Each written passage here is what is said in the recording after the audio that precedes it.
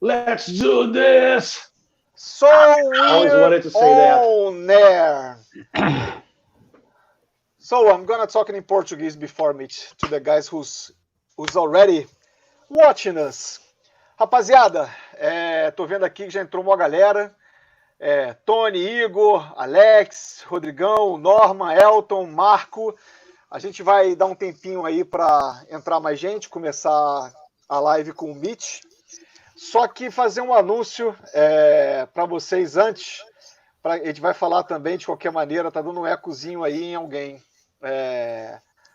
A gente vai... Algumas perguntas só a gente não vai selecionar para o Mitch responder depois. E são dois assuntos básicos, que é o Jack Russell e a versão dele do Great Wild e o incêndio.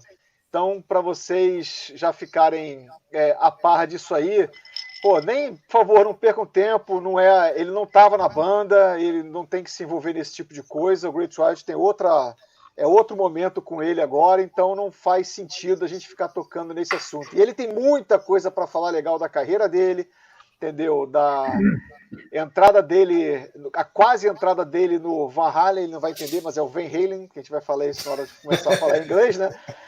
E é isso, beleza? Vamos começar então? Ok. Vamos. Now it's official, Mitch. Okay. It's official. I have no idea what you're talking about. I know that.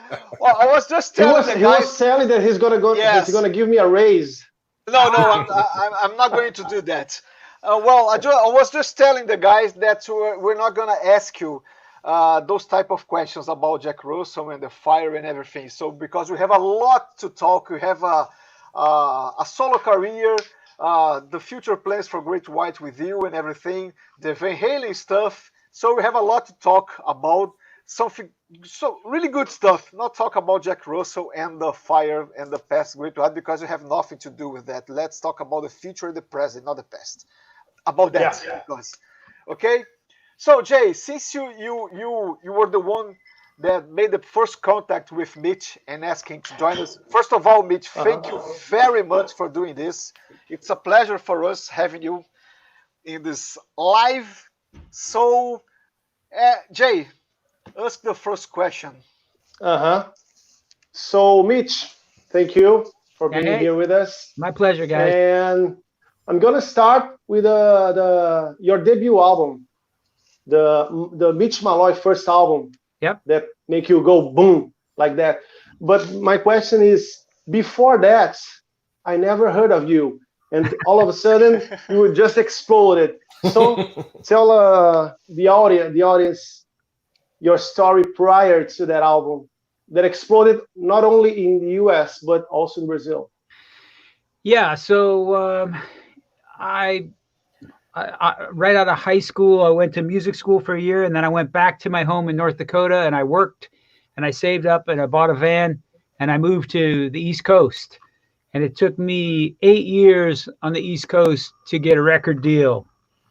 And the Mitch Malloy debut record was my first record on a major label. It was on RCA, BMG Worldwide, which is now Sony. Yeah. I had been singing in the clubs my whole life from the time I was, I think, about 14 until I signed to RCA. And that's when the first record came out, and it did pretty well worldwide. And yeah, boy, that seems like a couple of lifetimes ago now. Long time ago. And Mitch, thank you for being with us. And my question is, prior to that first solo record, you had the band Malloy. Yeah.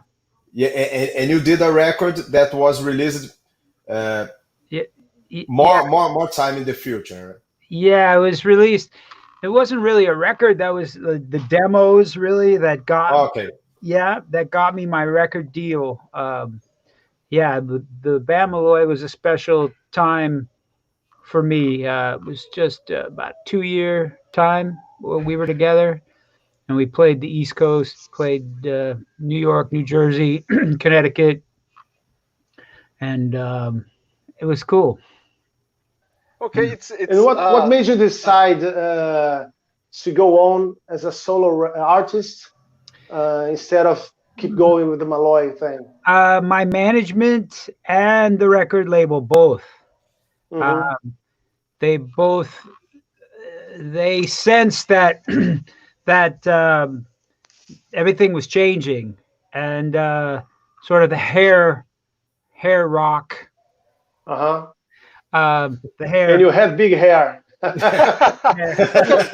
rock. The big hair. Okay, just Mitch. Do Just the rest of the interview like this. Yes. Okay. Like a poodle. Let me find out. That was on its way out, so they were like, you know, we'd rather you be a solo artist, and my management was, I said no, I love these guys and I want to stay with these guys, and the management was like, but then you're going to be stuck with them for the rest of your career. Uh-huh. And how did you come across with the idea? Jay, just one second. Before we're gonna open for questions, open for people to ask questions for you. But there's one funny thing here, because before you talked about your hair, Elton Justo, let me say his name in Portuguese. He said that he always dreamed of having your hair. So having your hair. So that's you can't have it, dude. So Jay, go on. He's gonna give hair tips later on. I was gonna ask you, how did you come across the idea of rearranging the Problem Child song? Because first it was so Van Halen-esque, and then you turned it into an acoustic song. I think the album needed something else. I wanted to do something sort of cool, acoustic kind of thing, and I just was kind of going through all my songs to figure out what would work, and I was trying different things, and then I came across the Mirror Mirror thing on the acoustic, and it just worked. And I thought, this is as good as the rock version. So this will translate, and no one will ever hear the rock version anyway. I thought at the time. So, you know, so nobody will be the wiser that there was another version. But then I decided on the Malloy stuff to put out the rock version, because it's cool. I like the rock. I think the acoustic version is even better. Oh, thank you. Yeah, it's just different. They're completely different, and you know, you can, if you get lucky and you know a little bit about what you're doing, of course, you can orchestrate, you know, a song to be so many different things, you know. So that's. And your producer was co-producer. He worked with Desmond Child, right? Yeah. He was Desmond Child's engineer for the most part, and then he started co-producing some things with Desmond. He was great. We had a blast. You were in good company. Yeah, we got along fantastic, and he made me laugh like crazy, and I made him laugh like crazy, and we had, you know, basically it was he and I that made that record together, you know, and we had a blast. We were super proud of our work and really excited about it, and we're still really proud of that record. I make these two guys up here laugh too. That's good. Okay, Cláudio, quer fazer a primeira ou? Okay. My second question to Mitch is, what are your influences, vocal-wise? What is the singers that you heard in your youth, and you go, whoa, man, I want to sound like this or that, or the guys that inspired you? There are so many of them. It just, you know, I was thinking about that the other day, how lucky I was to grow up when I did, and all the amazing rock singers from the 70s that influenced me. there were just so many of them. Steven Tyler and Robin Zander from Cheap Trick, and of course Robert Plant, and Ian Gillan from Deep Purple, and Ann Wilson from Heart, and she's awesome. And then I mean, there's so many rock singers. I know I'm forgetting some that I loved. Steve Perry? Yeah, Steve Perry came along later, though, but definitely because I had that sort of legitimate singer thing. So when Steve Perry came, when the Journey stuff hit, I could do it. I could sing like that. Somewhat anyway. Had that, not. I mean, the thing is, I have a versatile voice, right? So I can sing stuff like Steve Perry, or a little bit grittier stuff, or whatever. But Steve Perry was definitely a later influence. There's so many, man. It's like, okay. I'm talking about singers. You didn't mention one, and it's a coincidence because today is the 10th anniversary of Ronnie James Dio's passing. Oh yeah. Yeah. Well, of course, I love Ronnie James Dio, but I started to really like him much later in life. So he wasn't really an influence that much for me. But it's funny because I've got a new song that nobody's heard yet that I'm hoping will be a Great White song, and there's parts of that song where I sound a little bit like Ronnie James Dio. Oh, cool! Whoa, wow, crazy! A little bit. That's cool. Have you met Ronnie during your career? No. Nah, I haven't met. I was never one of those kind of people that kind of tried to meet my heroes. I just never really did. I just kind of decided just to leave them on their pedestal where they belong, and I don't have to know them. Mm-hmm. Yeah, I got it. Well, my question would be, I could sound like Ronnie James Dio, like sneezing or coughing, that would be great. That would be awesome. That's enough. Yeah. Okay. You said earlier that it took 8 years for you to sign a contract with now Sony Records, but my question is, it was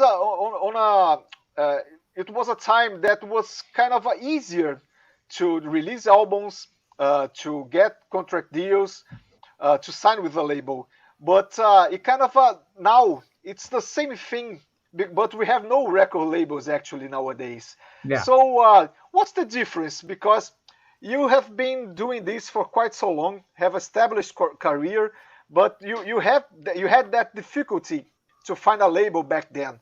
But for the younger bands, for the younger artists, how can you see their future with the actual music industry? I have no idea. They're screwed.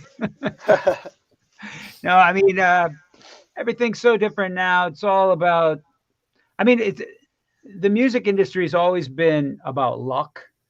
It's always been about luck and timing. Always. And so, yeah, I mean, the system was different back then.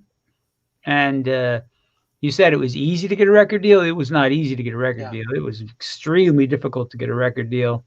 And many people never did.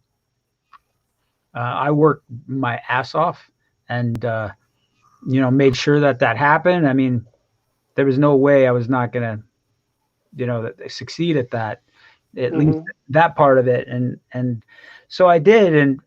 But now it's all about like, put something on YouTube and you get lucky and it goes viral. And, it's the same.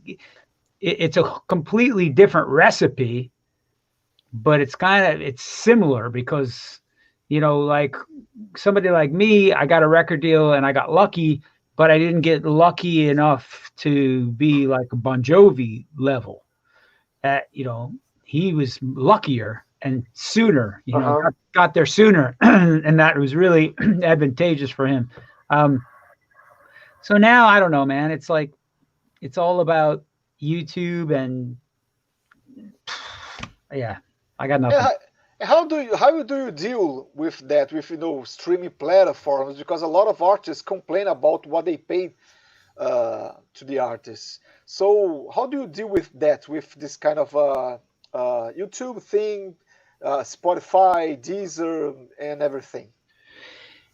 You just do the best that you can. You can't, you know, I mean, unless laws change and things change, and we get some things changed, we get what we get. And things have changed so much. It bothers me when the older artists complain about how things are now. It's like, what's the point of complaining about it? I mean, either somebody's got to do something about it, or you just accept it and move on. And, you know, in Great White, we don't complain about it. We're happy to be out doing what we're doing. And, you know, we know everything has changed, and, you know, we just accept it and deal with it. That's cool. And to make a living out of it, you must have to stay on the road constantly, right? Yeah, we work our butts off. We work really hard, and we take a lot of pride in what we do. And it's cool, man. It's a really cool gig, and they're good guys, and we have a ton of chemistry on stage and as musicians. It's a really special kind of thing. And I've seen many videos. It seems like you guys are always having so much fun on stage. Yeah, there's something that happens. It's just, you know, musically, we just really gel. And yeah, man, we all feel it. And, you know, it's that thing, that rare thing that happens when 4 or 5 guys get together, and so just something happens. It's powerful between the, you know, it's just the chemistry, and just it's really a spark.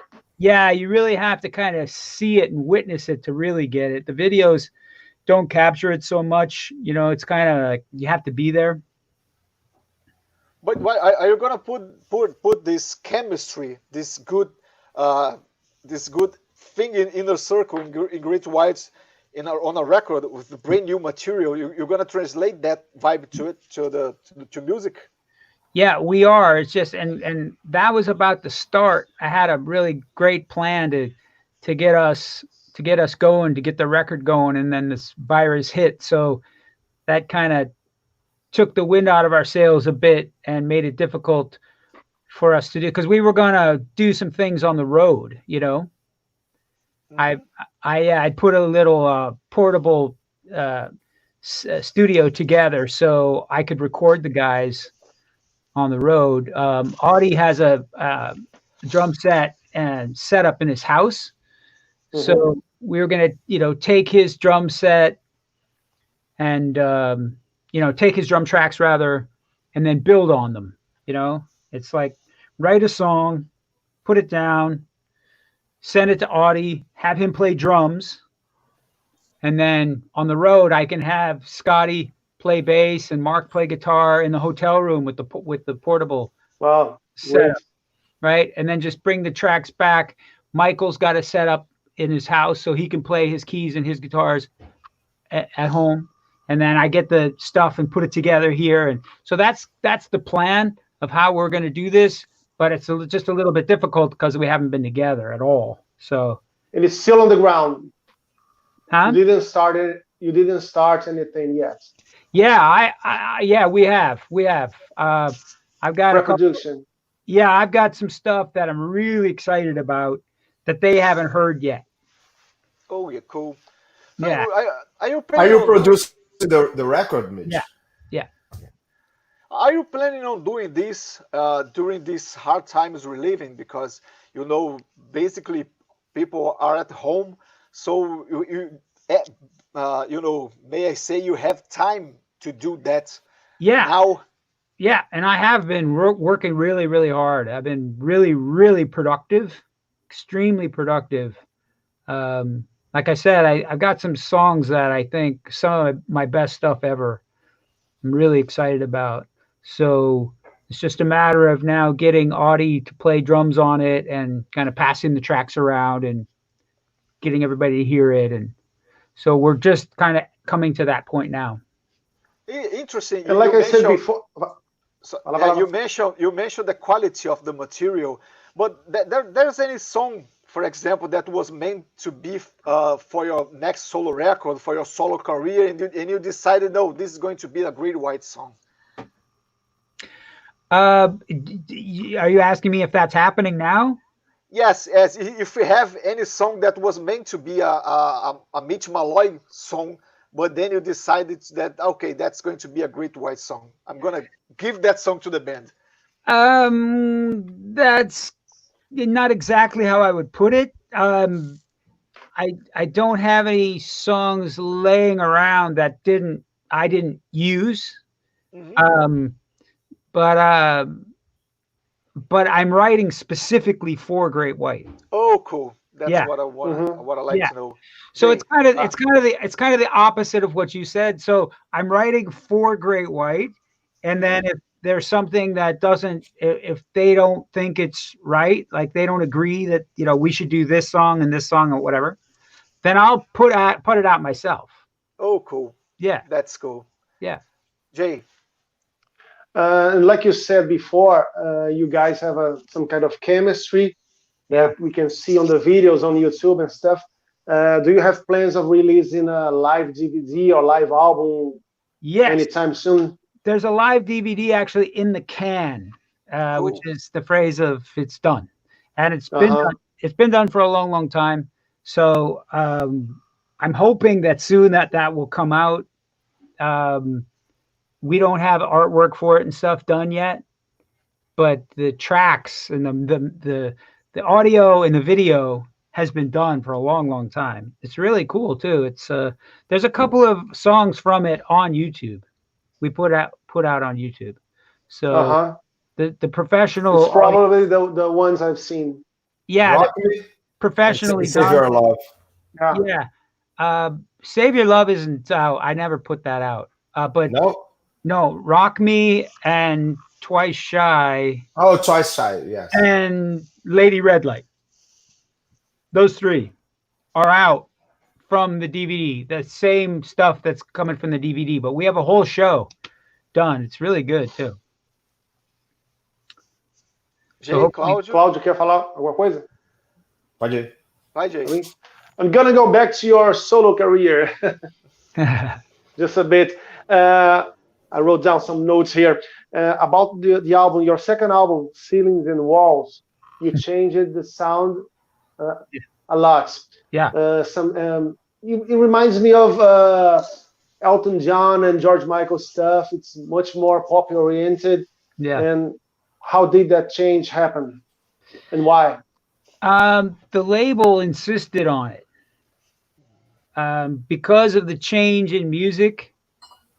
Like I said, back to the hair thing. That was at the time when they knew MTV wasn't going to play. I mean, they thought my first album was going to be massive, So when that didn't happen, then they said, well, MTV's not going to play this kind of music. This kind of music is on its way out. You've got to do something else. So how about you do like, Nirvana? And I was like, thank God you didn't do that. Okay, thank you. Yeah, they're like Nirvana, Pearl Jam, and I'm like, no, that's not happening. And then they said, well, then your only option is just to do ballads. And I was like, what? So that was they said either that or bye. I said, so you just want to do it? Yeah. So then I just tried to find a producer who could do that kind of thing, like in a really cool way. And Chris Neal was that guy. Like he did like Mike and the Mechanics, All I Need Is a Miracle, and that kind of stuff. So I thought this guy has a way of like making like a mellower sound still be kind of cool. So I chose him to be the producer, and you know, the record is what it is. It's a good record, but it's a whole different thing. But I think it was a smart move then, because we think many of the hair bands that tried to follow Nirvana and Pearl Jam, they flopped. Yeah, that's like yikes. But talking about hair metal, that label thing, have you ever been bothered by, you know, this kind of a hair metal, glam metal? Because sometimes people said hair metal like it's a bad thing. Have you been bothered by that in the past? No, I'm not really. I'm not bothered by much, to be honest. Okay, but then again, getting back to the grunge thing, it's kind of a, may I say, it's obvious that you don't like it. That you don't like Nirvana, Pearl Jam. That's or it's just an impression. Well, here's the thing: like Nirvana came out at the same time as my first single. Like it was like happening at the same time, like the same time. So I would be listening to a radio station that I knew was going to play my single. So I'd have it on, and then I would hear Nirvana, Smells Like Teen Spirit, and I would like, and I knew when I heard that, What's happening here? No, when I heard that, I knew I was screwed. Just like Janie Lane. I knew it like there's that. A story. I knew it like that. Like when I heard it, I was like, "Oh shit,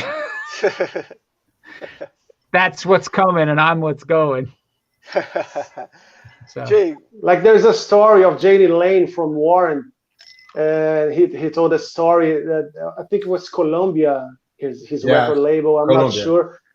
He said that they have the Warren poster there, and then one day he went to the office, and there's no more Warren poster. There was a Alice in Chains poster, and then he said, "I'm screwed." Same thing happened to me. I would be at the label, and it went from hugs and kisses to like, oh, what's going on? It was dark times. Yeah. But some guy here, I can't remember who wrote it, but he basically, and I'm gonna translate it. He said he wrote it that grunge killed hard rock. That was what really happening, because there's a lot of controversial stuff about that. Yeah, I don't know. In a way, I think those guys who were doing that stuff, they thought they were rock stars or whatever. They thought they were doing rock. It was just their kind of rock, I guess. It just wasn't our kind of rock. You know. Cláudio, Jay, vocês têm alguma outra pergunta? Cláudio tem? Yes. Mitch, how the call to being in Great White came to you? Right. So Michael Wagner, the famous producer, he was producing their new record, and he called me and asked me to come and sing on it. And he had called me to ask me to come and sing on some other stuff. And we're friends, we're friendly. And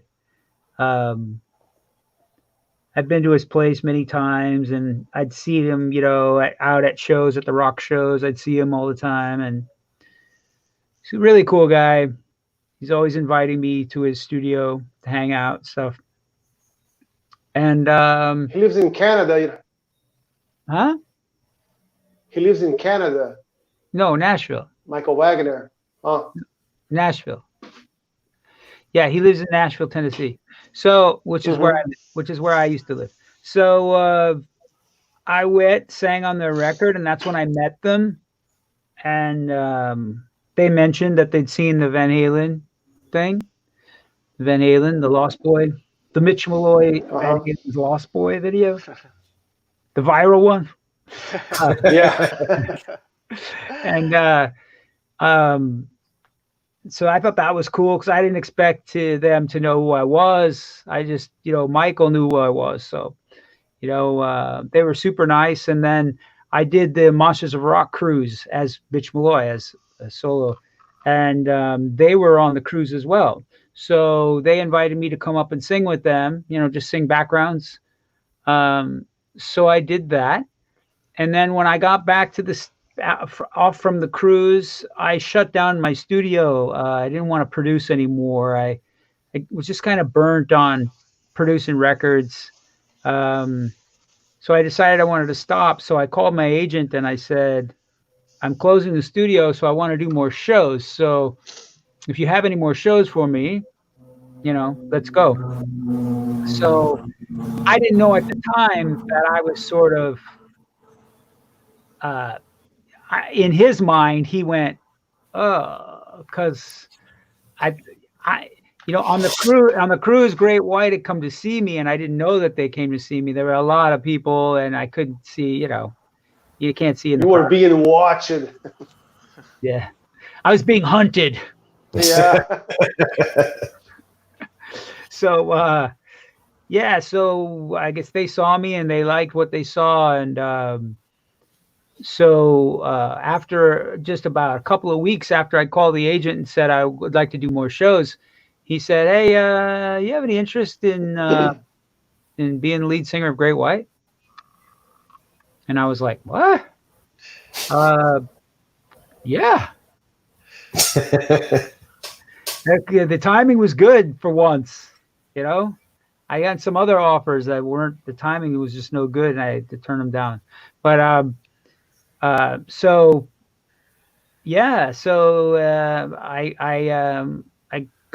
got in contact with me, and so they sent me some. I said, why don't you send me some of your songs with no vocal? I'll put my vocal on in the studio, and let's see if we got something, because being a producer, I want to hear if it works before I've got to commit to it, because the last thing I want to do is go suck,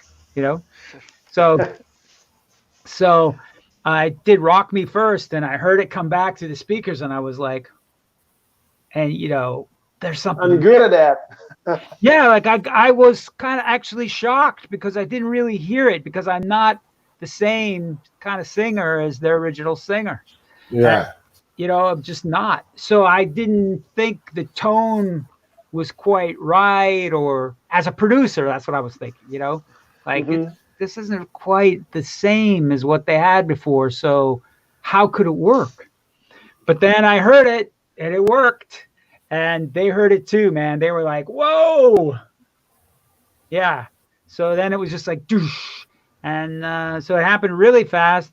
So they didn't want me to come in till, maybe fall, and I immediately got the songs from the show with no vocal on them, and I put them in show order, and I started rehearsing the show like I was rehearsing the show with them. And so I got it really good. About the 5th day, I was ready to go. Whoa. First day, I sucked. Can I give up? No, the first day was like, whoa, what have I gotten myself into? And then it got better. And the 5th day, I got a text from them, and they're like, how's it going? I'm like, I'm ready. And they were like, really? I'm like, I'm ready. The shows were already booked. I said, I could get on stage with you tonight. I'm ready. Like I knew all the words. I had it. And they said, well, we have to do a little rehearsal. And I'm like, no, we don't. So we did 3 days of rehearsal, which was cool, but I don't know. I had been rehearsing already so it ended up like I did the show every day for about 12 days. Whoa. So on the 12th day, I was really ready. and then we did the rehearsals, and that was great. And then boom, our first show was in Washington State with Queensryche. Oh. Yeah. Lynch Mob opened, I think. Whoa. Yeah. Lynch Mob. And They're then huge Queensryche fans. they were great, man. They were so good. And Todd and I were kind of a little bit friendly just online, because when just a little backstory on Todd, right? The people don't know this, but when the Mitch Malloy Van Halen's Lost Boy video came out, people started making comments like they do, and most of the comments are great, right? But some of the comments are not so good, you know, because I'm actually not David Lee Roth or Sammy Hagar. I'm a boy. It's like, of course, yeah, you're not. right. I'm not those guys. And that's a good thing in itself. Well, it's just a fact. So, Yeah. I mean, that's my point. It's just kind of dumb to say he's not those. It's like, no, he's not. So Todd said something really nice. Made a public comment, and I was like, isn't that the singer from Queensryche? So I got his info and reached out to him and thanked him, and he sent me a really nice private message, and he was super cool. And then we never met each other. That was it. So then here I am, the new singer in Great White. Nobody knows about it. We announced it the day of that show. So I show up. He didn't know I was going to be there. And so he sees me backstage, and I saw him, and I'm thinking, wow, he's much shorter than I thought. Yes. And he is. He really is. No, Yes. but his voice is huge. I mean, Yeah. and so it's funny because you know, I thought we did really well. I mean, especially for my first show and everything, and you know, people were like, yeah. And then they came on, and just I was like, whoa, I've got some work to do. These guys are for real, and they're even better now than they were then. Like we played for them, opened for them again this year. So we've done it a couple of times, but it was I think we did an arena show with them in Austin, Texas, and they're even better. Like I was just blown away by how good they are. Anyway, I could go on and on about Todd and Queensryche, and I just did. Yeah, So it's go cool. on, please. Let's go, because you know, I'm a huge Queensryche fan, and I had a chance to interview Todd when the band released the Verdict. Yeah. And he said something interesting, because people used to get stuck to the past, you know, had this kind of, they are really related to the original lineup, the original singer and everything.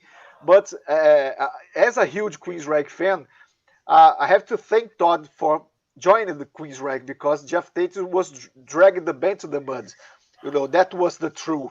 And Todd said something interesting when I interviewed him, because about people complaining. Todd, Queensryche is not Queensryche without Jeff Tate.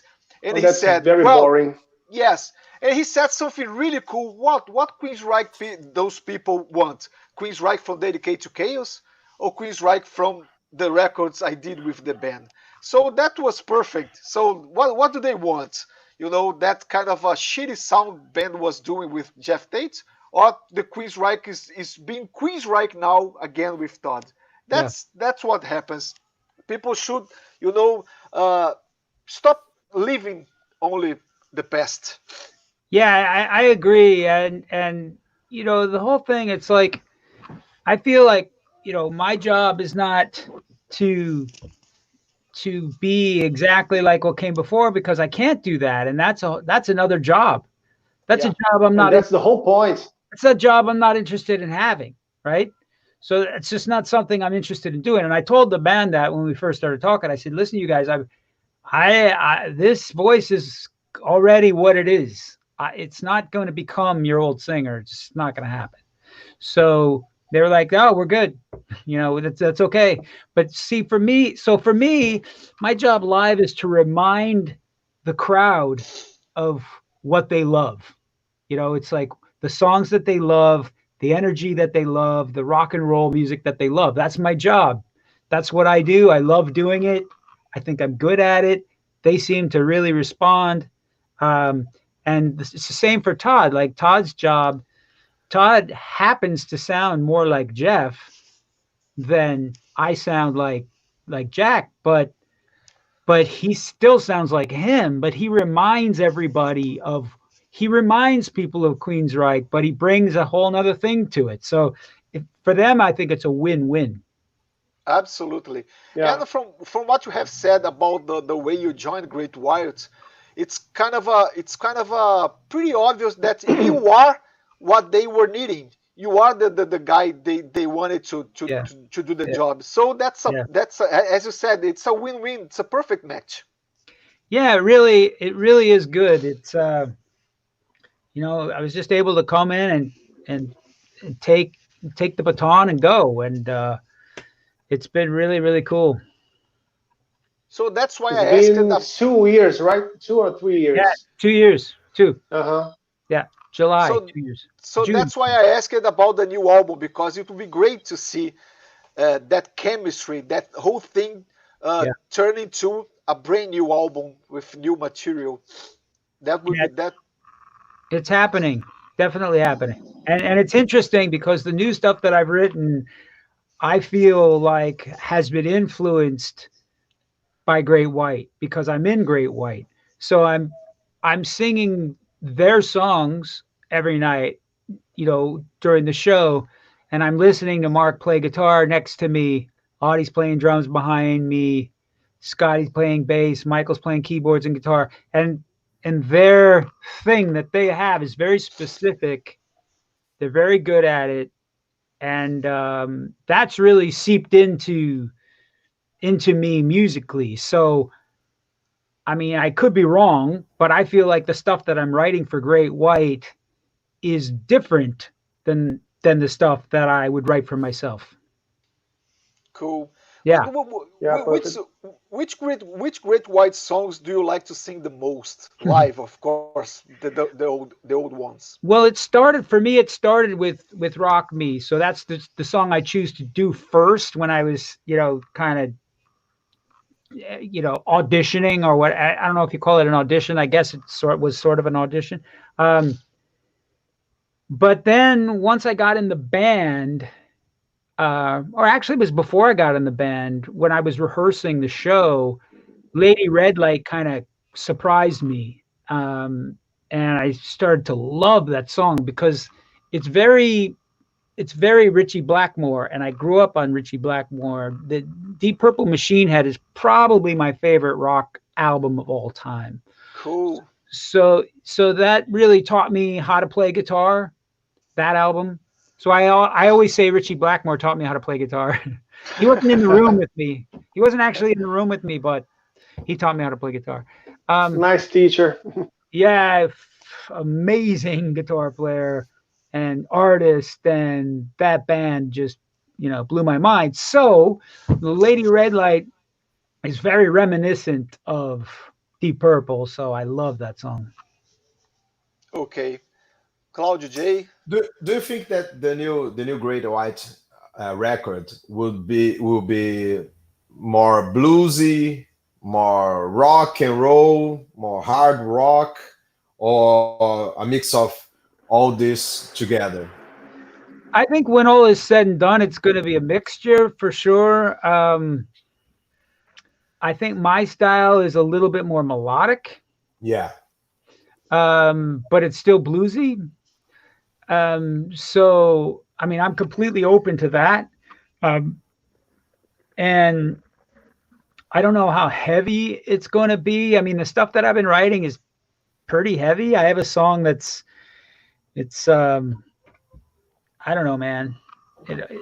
It almost sounds like Aussie. It sounds like, wow. Yeah, it's really 70s rock. You know, I wish I could play for you, but I can't. I wish I could hear this. Yeah, I think you would like it, man. It's like, so I don't know the answer to that because it's all still kind of taking shape, you know. Will you play guitar on the record? Huh? Will you play guitar on the record? Yeah, I think so. You know, when I initially joined the band, they wanted me to play guitar. And I said, No. Because you don't need me to play guitar. What, you know, and they were like, yeah, but it'd be cool if you could play on some stuff. And I was just like, well, to me, it seemed like how I view Great White is sort of like a West Coast Aerosmith. No. That's kind of like the vibe that I get from Great White. That's kind of how I view it. And, you know, Steven Tyler's not up there playing guitar. Yeah. You know, so I just think visually they needed what I'm bringing visually. Yeah. I mean, just to say it simply, a front man, that's it's a shorter way to put my long story. You got Mark Campbell there. Daniel. So. Fala, Jay.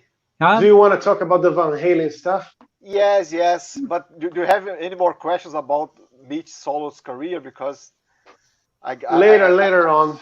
Oh, okay. So let's talk about Van Halen thing, Mitch.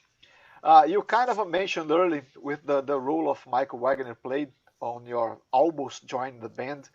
But what can you tell more about the invitation, about why haven't you got the gig? Okay, so let me rewind a little bit. Michael Wagner had nothing to do with Van Halen. Oh, okay. So I got it wrong. It was Great White. That's Great White. Yes. Okay. Yeah. Van Halen. So what do you want me to say that the Mitch Malloy Van Halen's Lost Boy doesn't say? Yeah, I saw that. Okay. Let me ask a question about the present, maybe about the future. So, with what you know from the Van Halen's inner circle, because the band sounds like a dysfunctional one, not dysfunctional, not dysfunctional. Yeah. Already answered. Yeah. So, from what you have know from your time with the brothers, Van Halen brothers, do you think there's a future for Van Halen? You know, there's the talk about Edward Van Halen got cancer again and everything, but you know, I guess that's a hard question. It's an impossible question. I have no idea.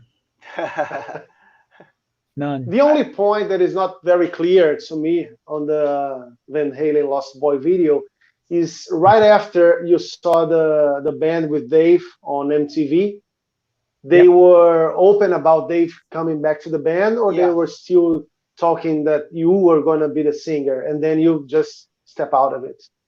As far as I knew, there was zero chance. Trying to find the camera. There was zero chance that Dave was coming back in the band. Zero. Like zero. Uh-huh. So that's why when I saw them come out and present with him, I was like, what's going on? And I still never thought that he was going to be in the band. I mean, did the body language that they had together make you guys think that he was going to be in the band? Didn't me. No. He was a part of the three other guys. It was clearly like not a good vibe between them. To this day, I don't understand the situation there. But so people, it blows my mind that people think that Dave was coming back in the band from seeing that. Me, I just thought that now everybody wants him to be back in the band. Yeah. I knew he wasn't going to be back in the band, but everybody in the world wanted him to be back in the band. So, yeah, I mean, I was like, whoa, this is not going to work. Yeah. So people would throw rocks at the new singer. Yeah. So what's the question? Did I answer it? The days after, the weeks after the situation of the MTV stuff, of course you got pissed. And did you fight with the guys? It was all cool? Did you bond together later on in your life? Yeah. I spoke to Ed shortly thereafter, and everything was fine. Uh-huh. I was like, I was fine with it. I sent them the letter saying thanks, but no thanks. I think the letter was in the Lost Boy video. Yeah. I saw it. You can read the letter. Yeah. My manager sent that letter. And so to me, that was kind of like my way of like letting it all end, because it was very strange at that point. It was really unclear what was going on. So I was being told one thing and another thing seemed like it was happening, and I was confused. And, I had such a good time with Ed when I was out there and the other guys. It was a short stay, but it was really good. The vibe was really good, and Ed and I were really close. Ed and I were really close, so I didn't want to ruin that, because I didn't really know what was going on with them. Who knows? And I kind of feel like they didn't really owe me anything. I was just another singer. I was just a young guy who, was lucky enough to have a shot at it. And, Ed did tell me I was in the band, so. Yeah. So as far as I knew, so when I was watching the MTV thing, that's what I thought. I mean, he handed me the tape that I turned into It's the Right Time, and said, "Here, go write this." And so, must have been like seeing your wife with the ex. My point is, why would he have done that if I wasn't in the band? He's not going to just hand some guy he just auditioned and didn't like a tape and go write a song. You know what I mean? Like, I wouldn't do that if I was auditioning somebody and decided they weren't the right guy. I wouldn't be like, "Here, let's collaborate." So anyway, yeah. And did you and Eddie had any collaborations after that? And Mitch, because I heard that on the album Shine On. Yeah, no, we didn't write. That was the only thing we wrote. Okay. Yeah. And an exercise of imagination. Everything went good, but have you ever thought about what could have you wrote it on the rehearsal? What's that? Well, I was asking a question, and then Claudio, you have a delay, I believe. Claudio's gone. Yeah. Yes. So, Mitch, an exercise of imagination. Yeah, that I do think so. Yeah, I believe it too. It's right. That's a problem. That's a connection problem with Claudio. He's frozen. Yes, okay. Yeah, he's frozen. I guess he has a delay, so he was not seeing me asking you a question. Okay, let me try again. That's an exercise of imagination. But have you ever thought about what could have happened to your career? You have joined Van Halen because you didn't get the gig, but Van Halen kind of released Van Halen 3 with Gary Cherone. That was that record wasn't supposed to be, in my opinion. A lot of things don't like it. To be. So, what are you, the king? No, man, because do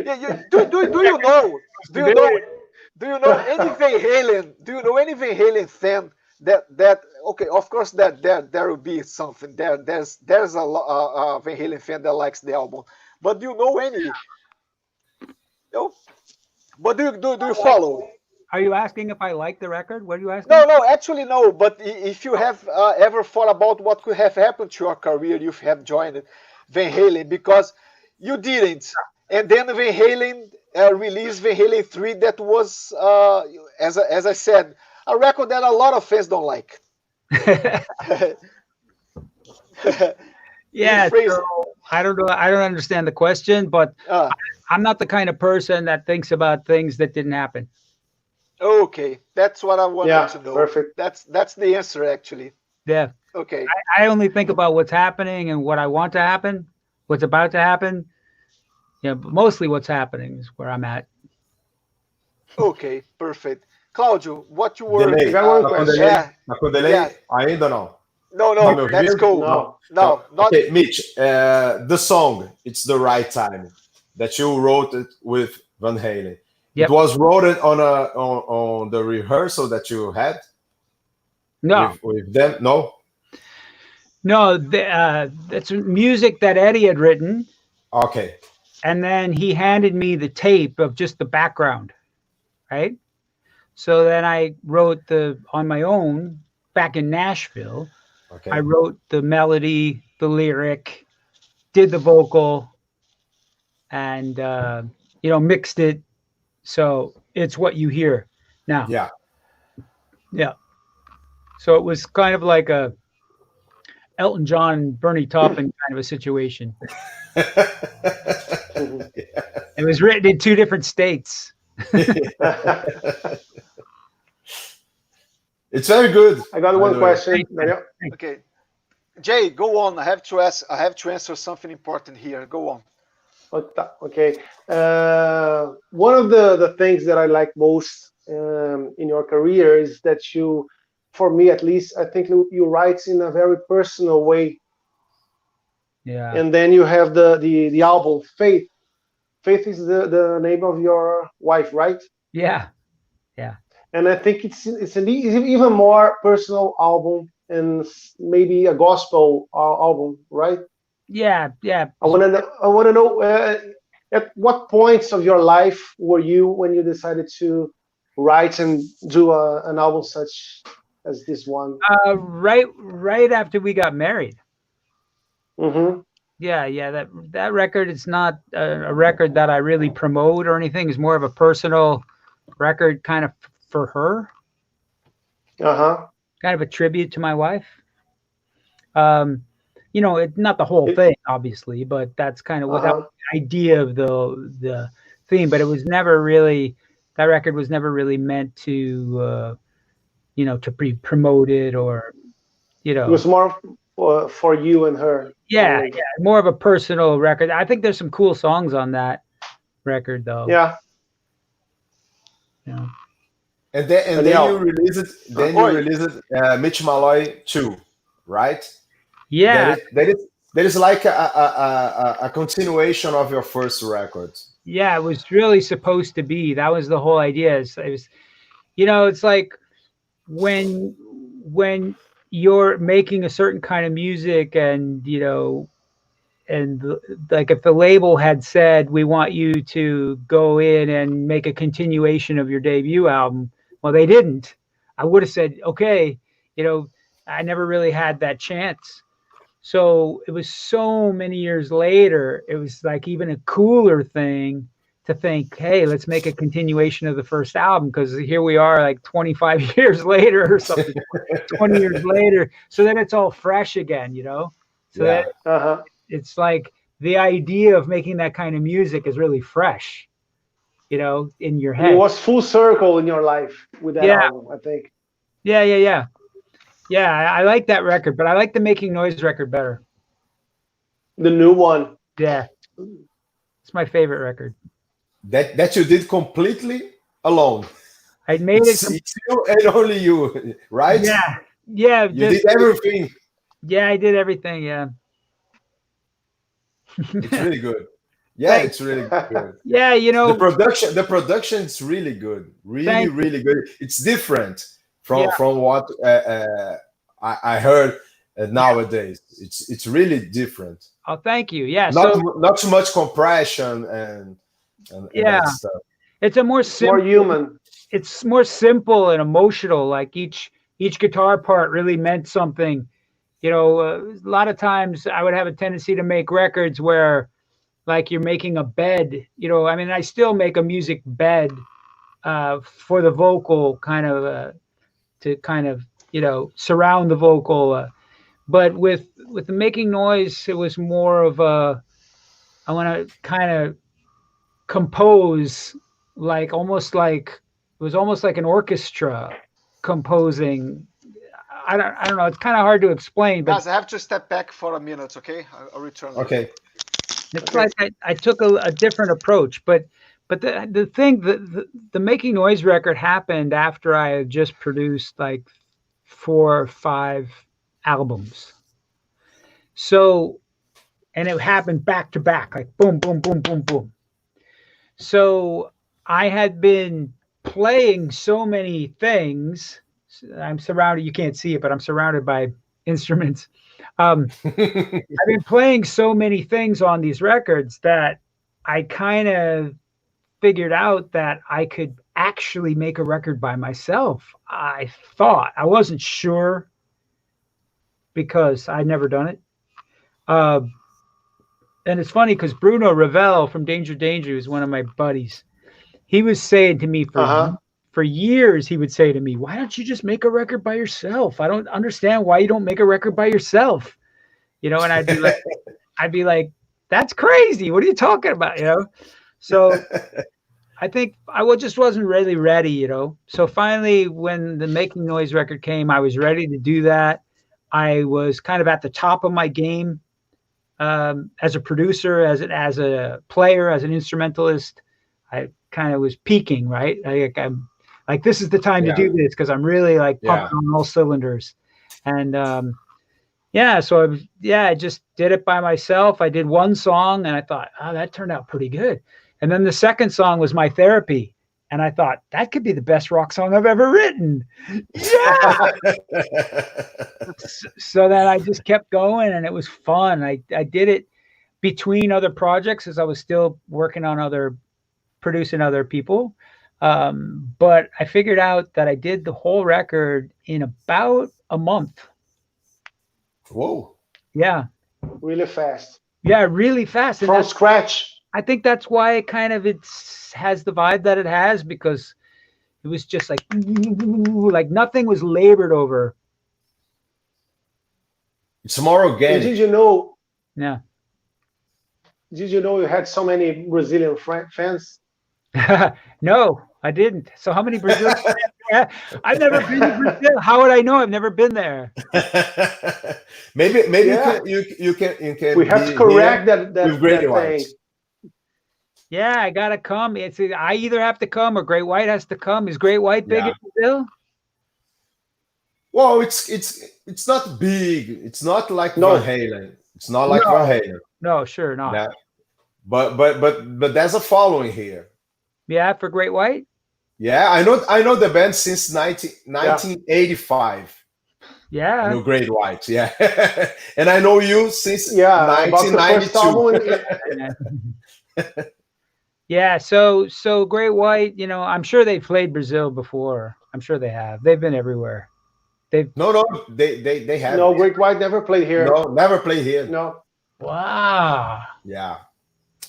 And the cool thing go on. Huh? Go on. You were talking, I just interrupted you. No, it's okay. It's okay. So if Great White comes to play, am I big enough in Brazil where we have to do anything at all? Yes, that's for sure. That's for sure. Yeah. And maybe you lift me. Oh, really? Yeah, that's a really great song. Wow, thanks, man. Yeah. Yeah, I haven't thought about that song in ages. Wow. Oh, why not? Here in Rio, we used to have a beautiful song, a fleeting song. I have so many songs, man. It's like you forget. I know. I don't even know how most of them go, to be honest. Before the virus thing, we used to have many rock and roll parties here in Rio, and the DJs always play your songs, especially anything at all. Anything at all, yeah. Yeah, well, you know, so when all this virus stuff ends, maybe we need to come and play. Where would we play in Brazil? What's a good venue for us? You have to play in São Paulo. The city will be São Paulo. Yep. And maybe at the Manifesto, it's like the Whiskey a Go-Go, more or less. Okay, yeah. Or or maybe a house that because we live in Rio de Janeiro, and São Paulo, it's another city, another state. So I don't know much the houses, the rock house that are from São Paulo, but I think Manifesto it will be a great house for you to do a show, a concert. Cláudio, segura um pouquinho que eu já vou começar a ver pergunta do pessoal. No. Let's talk Ainda tem mais? with Mitch. Yeah. Let's talk with Mitch, and then we do the people's questions. The people's questions, yeah. Okay. Yes. So Mitch, you mentioned that you had some other calls from other bands, but the timing wasn't right. Yeah, you caught that. Yeah, you're listening. yeah. So, could you tell us? Have you ever been asked to join one of these bands? Have I ever been what? Asked to sing for Rats? No. Because everybody's been in Rats. So could you tell us one of these bands that you were asked to join? No. Okay. Look at his okay. I'd rather not. Okay. Fine. That's good.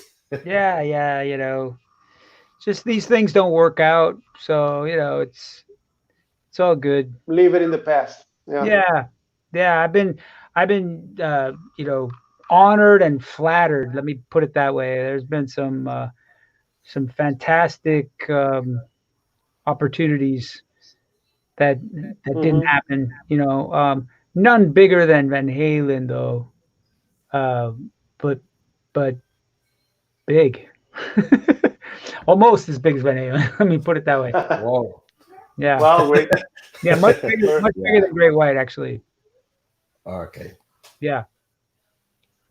It's okay. No names. Like you were saying before, the album Mitch Malloy 2 was a comeback to your roots, let's say that way. But before that, the album Shine On, you were already stepping back to the Mitch Malloy first album stuff, right? Yep. Yeah. It's kind of interesting being an artist and, you know, being a musician and all that. I'm sure you guys probably know. It's just, you just kind of, you're in a different place at any given point, you know, like it's where you are in your life kind of translates into what happens musically for you, you know? And so I always just do the best I can at the time, you know, and I'm always really proud. I'm always really proud of what I did, you know, and what I do. I just, you know, I work my butt off and make it as good as I can. Sometimes there's limitations, like, I mean, not to ruin it for anybody, but on the Shine record and the Shine On record, Shine record specifically, I was really limited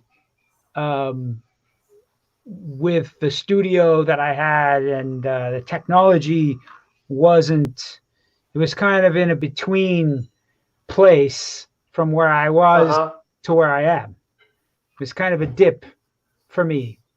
So although I'm really proud of those records, I couldn't make them really how I wanted them, you know?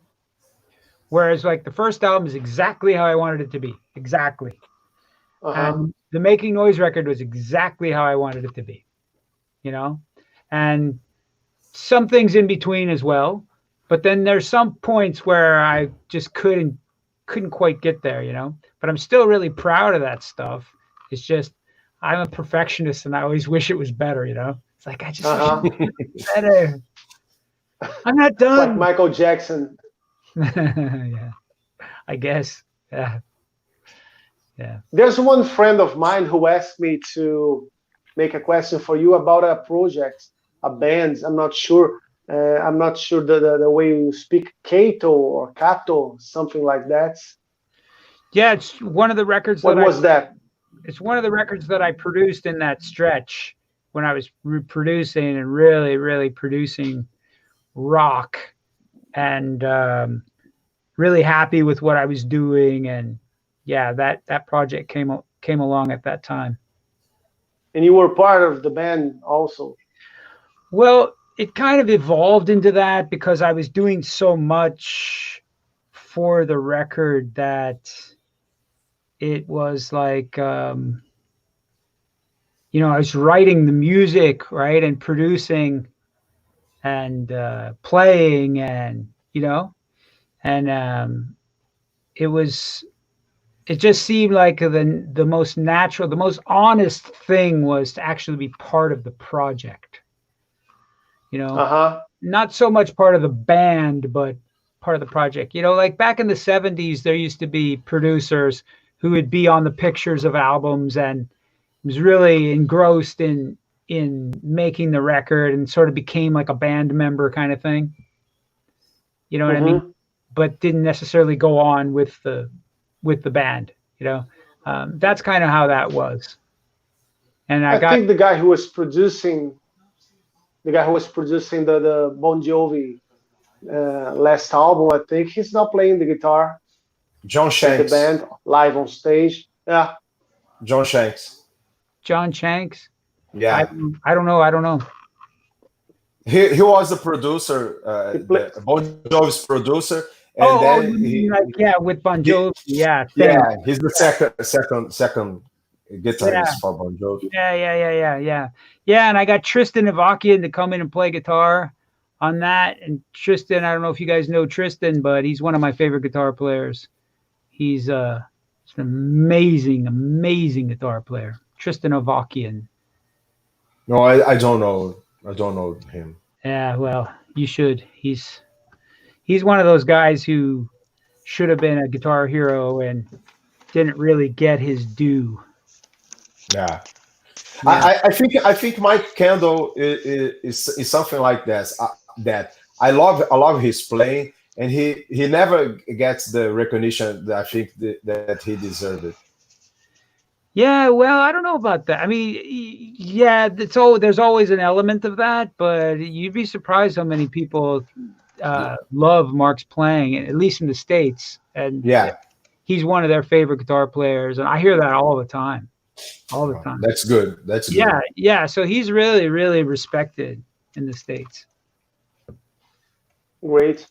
Daniel, what I missed? Yeah, a lot of things. We were talking bad things about you. Big revelations. I was just like blah. He showed us the song. The new really? song. No. He did. You missed it. No, he didn't do that. I'm sure he didn't.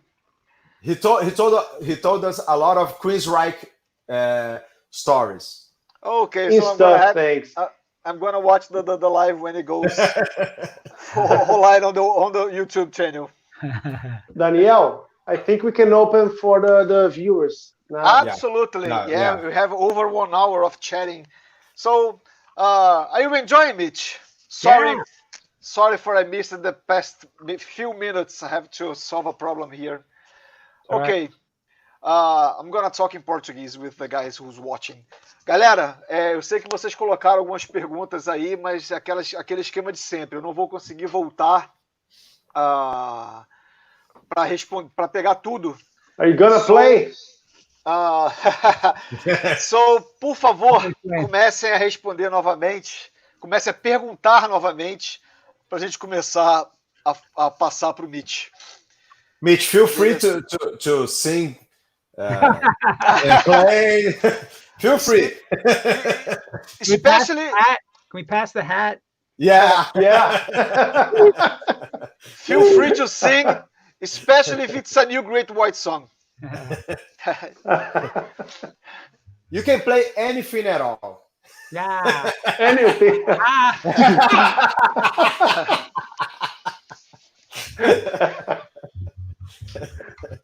That was great. I'm in my studio, you guys, so I am surrounded by instruments, and sometimes they just go, pick me.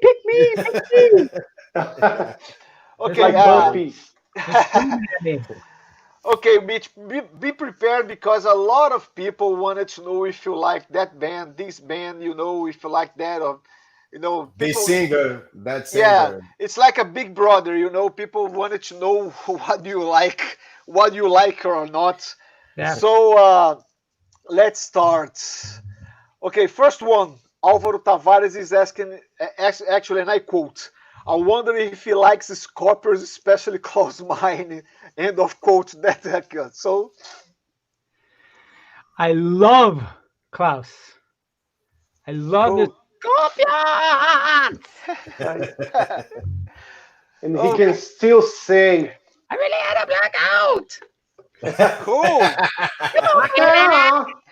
Yeah. Cool. Like a hurricane. Okay, Yeah. so let's see. You can join Scorpions in the near future. You know. Very great wife, but It's in the making. Danilo Fonseca wants to know if you like Lynyrd Skynyrd. yeah, not as much as the Scorpions though. Okay. Marcio Ross, if you like Bon Jovi, especially John Bon Jovi bank account. Well, I don't need Bon Jovi's bank account, luckily, but yeah, I mean, I'm a big fan of the songs on Slippery When Wet, and just I think John is a really good song crafter, good songwriter, and his collaboration with Desmond is obviously legendary. So what can you say about that? Yeah, and Richie, I'm a huge fan of Richie. Yeah. Okay. Yeah. And Alessandro Celano, he wants to know if besides Great White, if you plan on releasing another solo album. I'd say it's possible, but I wouldn't want to do it before Great White. Cool. You know, because Great White is the new thing, right, for me. So that's really my focus, and that's where I'm concentrating on. And like I said, if there are some songs that the band doesn't feel is right for them, then I'll put them out myself. Okay. Rodrigão Lage wants to know what are your favorite bands nowadays. I don't have any. Okay. Rafael Vinicius wants to know your top 5 Kiss. I don't know if songs or albums. I don't know. He didn't mention. Top 5 what? Kiss. Kiss songs or Kiss albums? Kiss. Yes, the band Kiss. I love Kiss. Black Diamond. The Kiss is like a huge influence on me.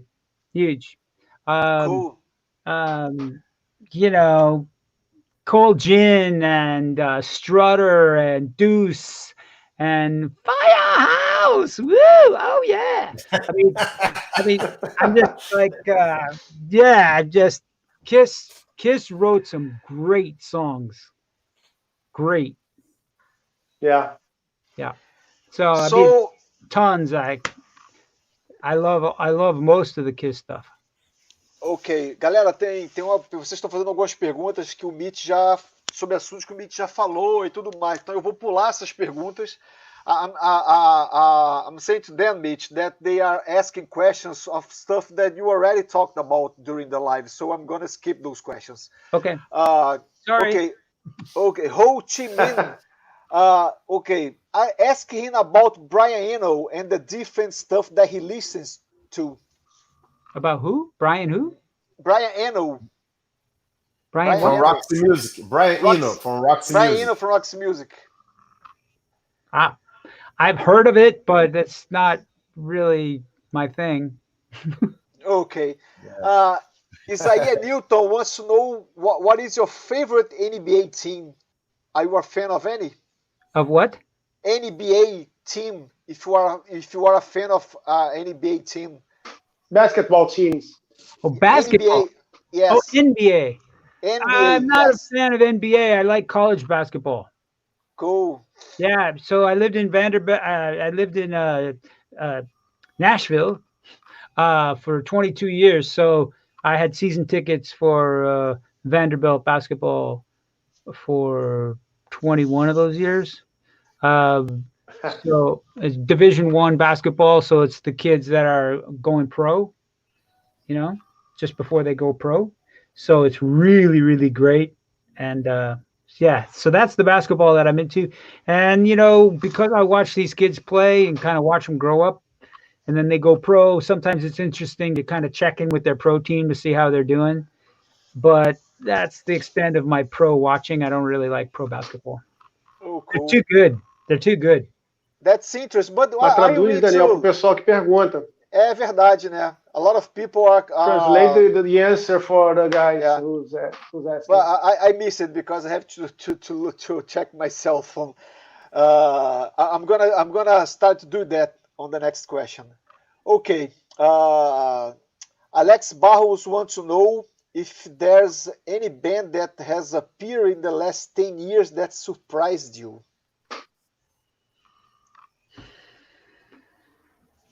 10 years is like a new band. New band. Yes. It would surprise me if there was a new band that didn't suck. That's true. Alex, ele falou que fica. Você entendeu? Ele fez a pergunta em inglês. He asked the question in English, so he got your answer. Okay. Isaiah Newton again. He wants to know what were the mistakes made by hard rock bands in the past. I don't know. Yeah. They drank too many to mention. They did too much blow and they drank too much. Okay. So I guess he got your answer because he asked the question in English. Okay. Anat Vet Diagonal Patho. I don't know how to spell to say the name. Mitch, were you born and raised in North Dakota? I'm curious about your accent. What accent? Your accent. Yeah, I'm from North Dakota, and the accent there is very much like Canada, you know, because it's right next to Canada. But you know, I left and I moved to New Jersey when I was, 20? Something like that. So then I picked up a little bit of the Jersey thing. And then I moved to Tennessee, and so I picked up a little bit of the Tennessee thing. So I don't know what my accent is, man. Okay, Ho Chi Minh again. Daniel. Mitch, one more question for me. Okay, do you have a producer that you always liked and you look at his work to incorporate some of his work? Yeah, sure. Bob Clearmountain is one of my favorites. I prefer his work to most people. I really love the way he mixes records. If you listen to Bob Clearmountain mix records, they seem to... Bob's approach to mixing was like he was part of the band when he mixed. He would make the music special. Like he found the right elements to mix up and how to mix everything properly so everything gelled perfectly. And his mixes kind of take everything to the next level.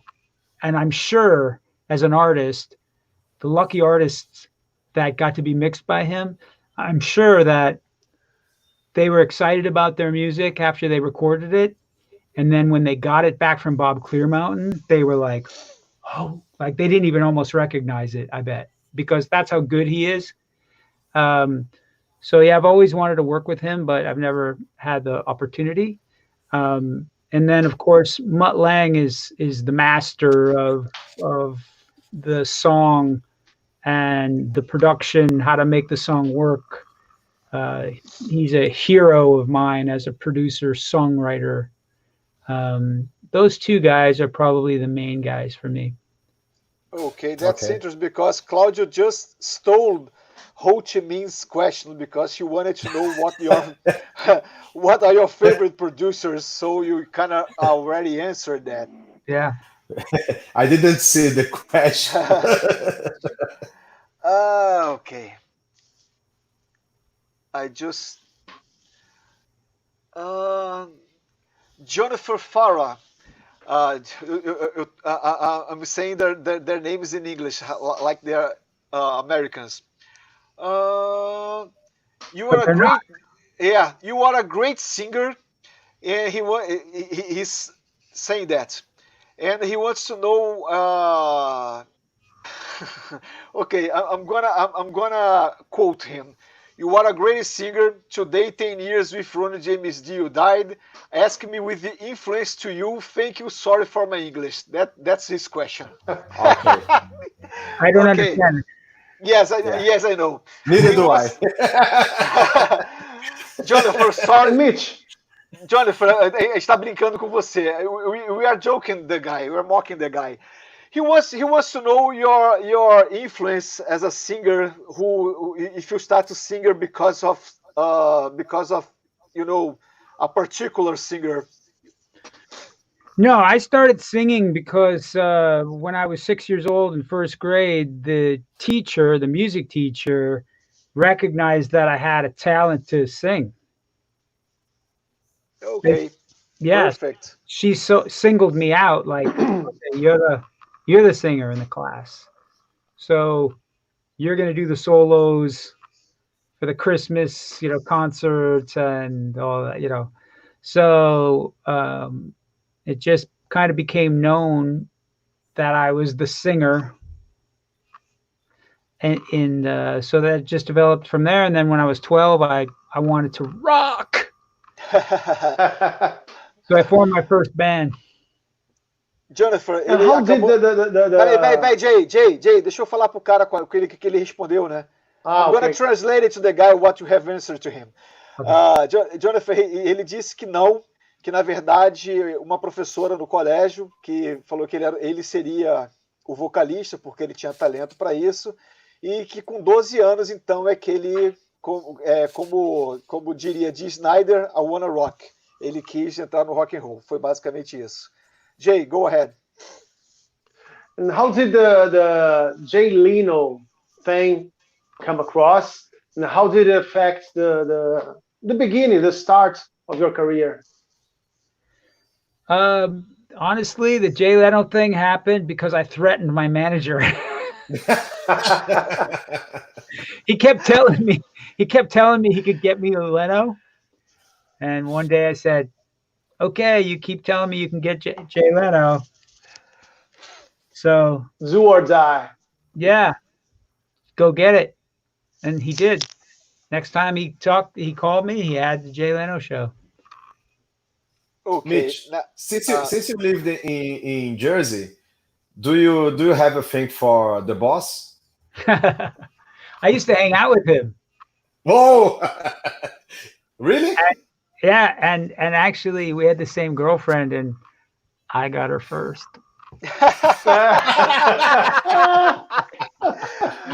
So now probably Claudio is Bruce and I are really close. So Yeah. okay, since you used to hang out with Bruce Springsteen, Claudio is probably now the most jealous guy or envy guy in the world right now. Sorry. Okay. Israel wants to know kind of if you are a clairvoyant, but anyway, he wants to know if you have if you think what's about to happen with the music industry about shows and everything after this pandemic, coronavirus pandemic. If you are worried about something, Yeah. I'm absolutely concerned about getting back to work and things getting back to normal. I want things to go back to normal. If they told me that here we go, flying out today, I'd be on the plane. Cool. I'm ready to go.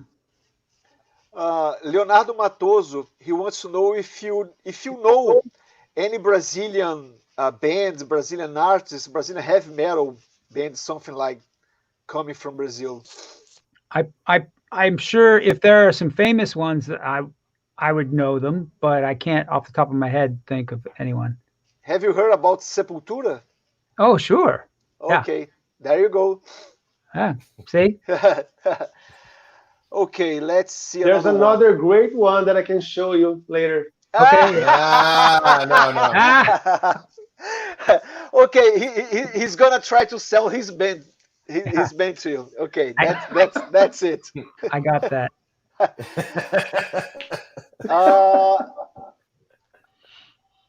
Okay, I'm gonna talk to the guy in Portuguese, Mitch. Daniel, ele não vai. You understand in English. He's not gonna answer nothing about Jack Russell and the station nightclub. Okay, he's not gonna answer about that because he was not in Great White. He has another. He had a lot of great things, cool things to tell. Okay. Okay, Thiago França wants to know. Okay, in your opinion, what are the best places in the world nowadays for the kind of music you do? The most receptive crowd. Receptive crowd. Man, if you guys could see a Great White show in the U.S., man, the crowds have been amazing. So, you know, as a solo artist, my best crowds were, you know, I don't know, probably Spain, England, probably England and Spain were where the people I thought really appreciated me the most. You played Firefest, right? Yeah. The festival, yeah.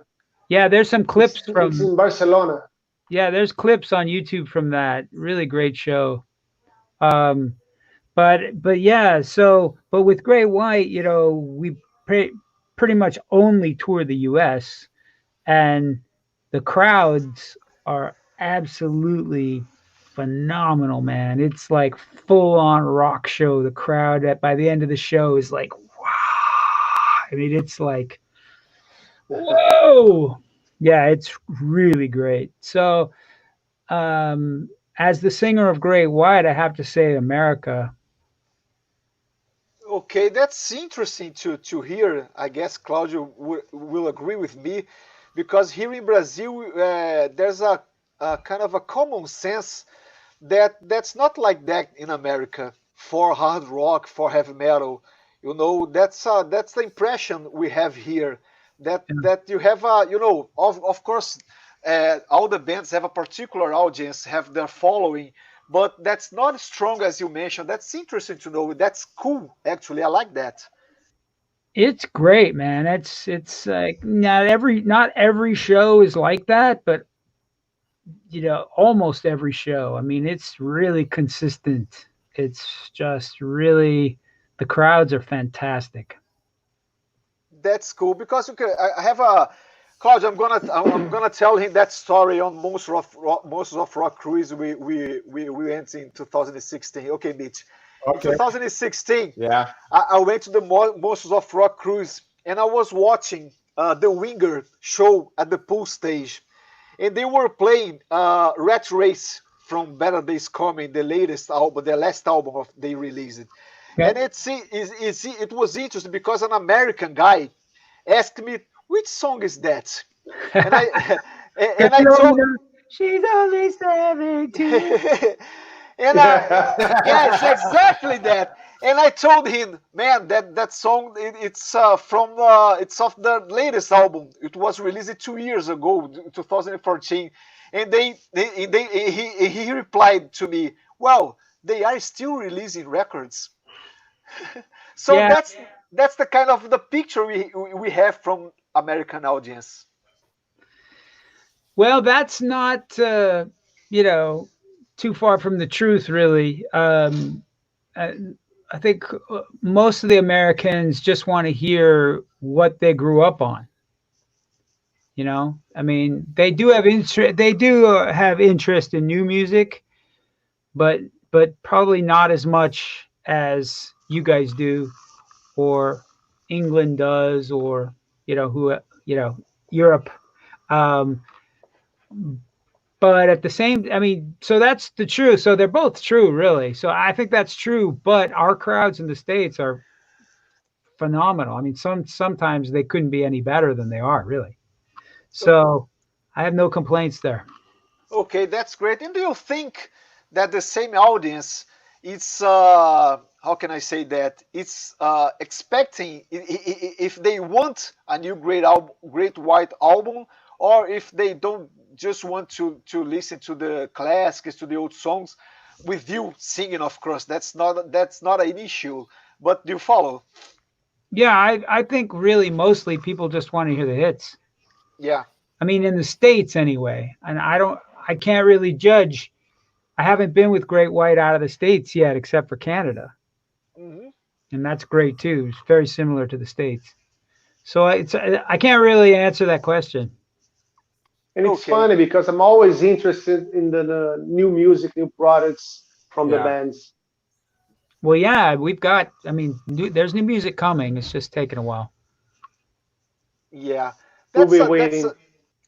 Because I guess the musicians have a different perspective, because you create, you wanted to put out the art you create. So that's how do you deal with that? Because Dee Snider was told that Twisted Sister was not releasing new songs because if Ben play a new song, that would be a time for people to go to bathroom, take a piss, you know.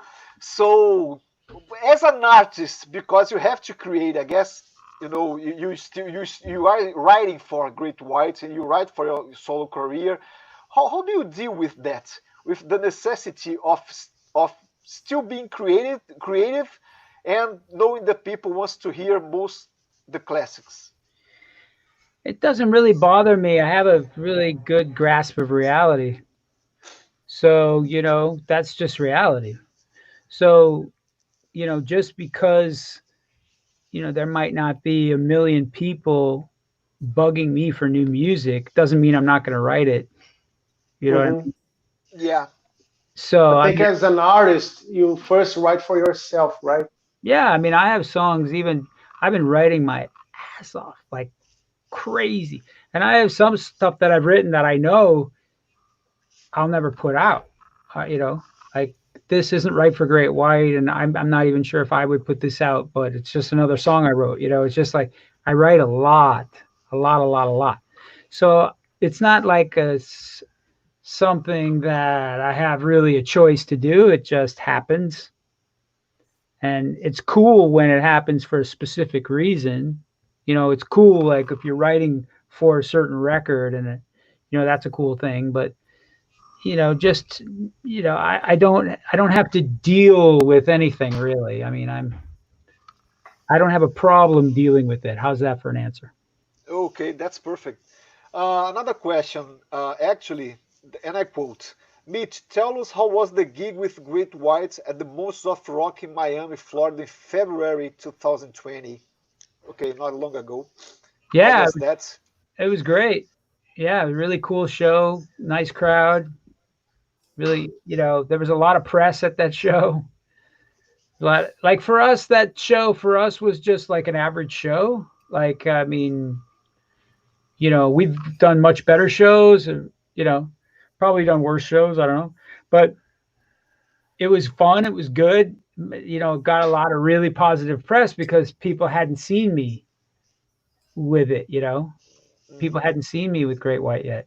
So it was cool. It was a lot of fans from all over the globe, you know, were able to finally see us live. So in that way, it's great. Okay, so let's talk about Mitch, what do you think about Monsters of Rock cruise? That would be my question. Okay, sorry. The experience of being on a ship for 5 days, 4 nights with fans from all around the world. Kind of a vacation. I love it. I've been to 4 cruises so far, and it's amazing. I agree. Yeah. That's the word I would use for it. I mean, when I got that gig, you know, solo show, it went so well. Like, it went so, I couldn't believe, you know, how great it went. And then they asked me back right away for the next year, you know, and that's when the Great White Guys saw me. So I had sort of a momentum, you know, going, and I did M3 the same year I did the Monsters of Rock cruise. So that really helped me too, as far as momentum. It was kind of like I'd come back. It was like I was leaving the studio and I was coming back to the stage, kind of thing.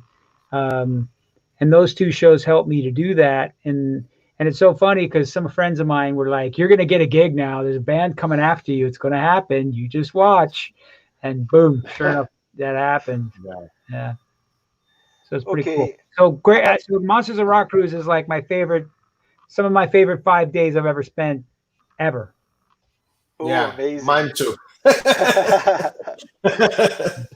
Another question, Henrique Ortega. Mitch, what bands were the widest to party with back in the day?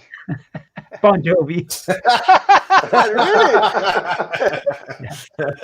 That's an easy one.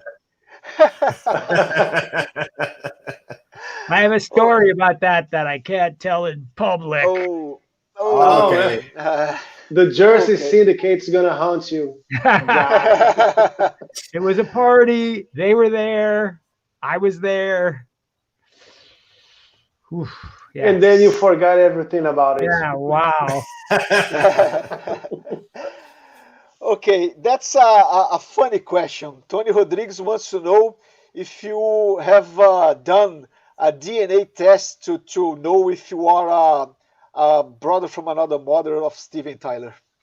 No.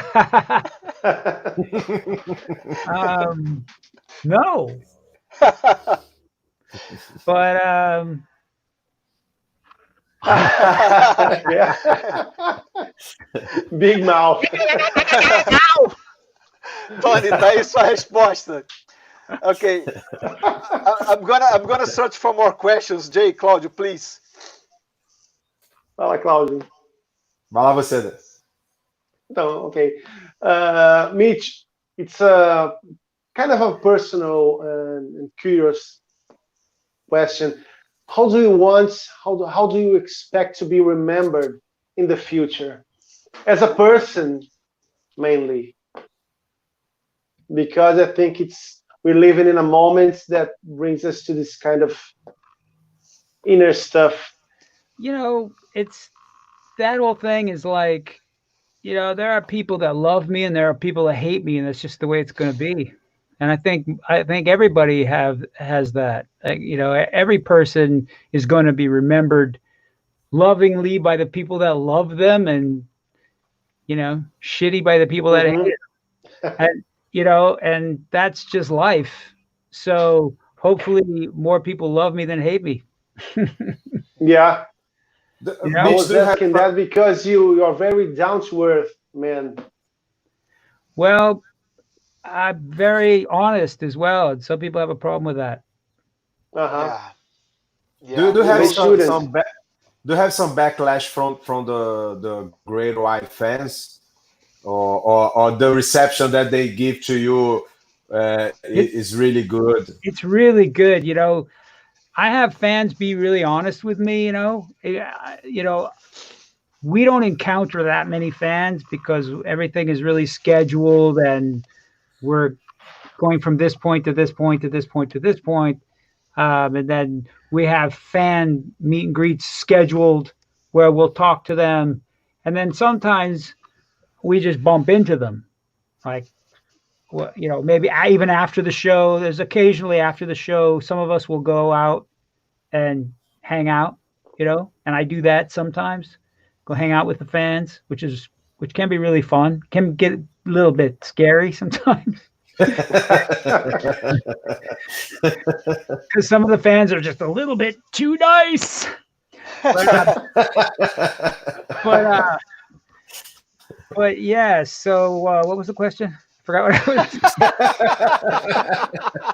was. Get late. Okay. Two or three more. Blah, blah, Okay. blah.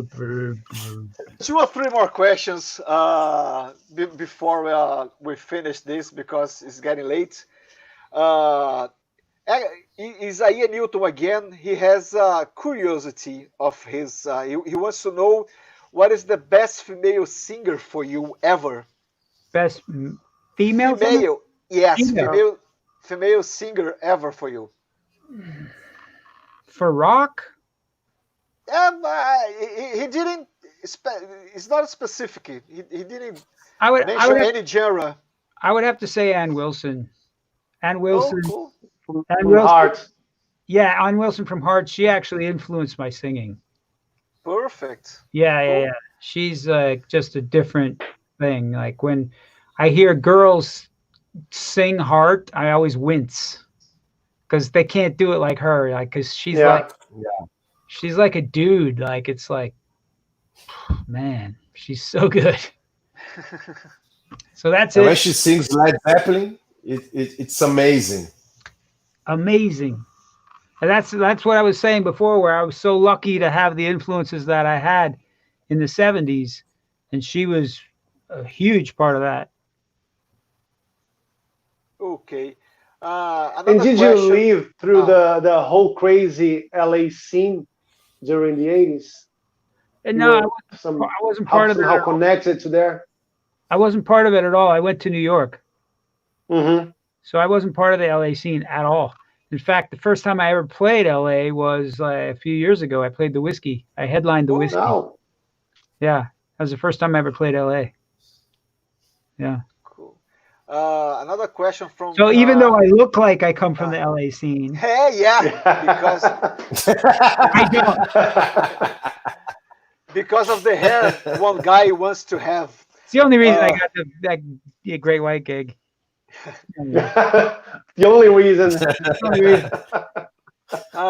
Another question from Isaiah Newton. He wants to know if you think you have or what is your most underestimated album?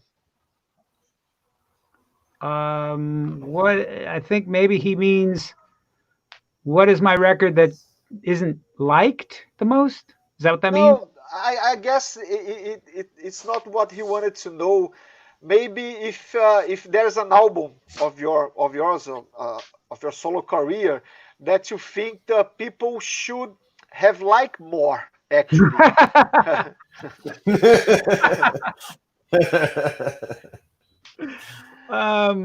Making Noise. Okay. People don't even know about that record. So that's the answer. So that's your job, to make them know about it.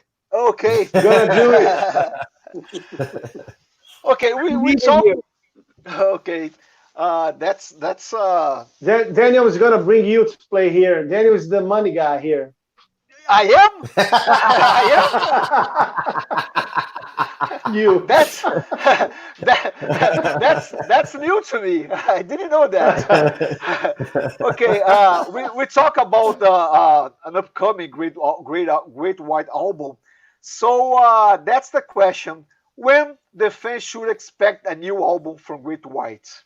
Is there a release date? Are you working on a release date? We're not working on a release date. We're just trying to get some stuff down and see how it goes.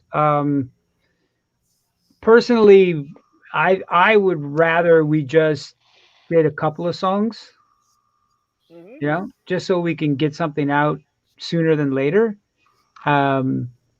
Maybe either just tag it on to the DVD and release that as a package, like with a DVD with some bonus tracks, some new bonus tracks. Or we just release the DVD by itself and we just release a few songs by themselves. Cool. Interesting. As singles. Yeah. Okay, a question related of the question I have asked before about the album. You think people should like more? Thiago França wants to know which is the album in your entire discography that you are more proud of? Making Noise. Okay. Do you guys have any more questions? Because I have one. Because I have one last question. You're like, we know so much about this guy. It's like, come on. Okay. No, not like that. Mitch, I have one last question, because I write for a heavy metal magazine here in Brazil. Actually, it's the only heavy metal or rock magazine in South America.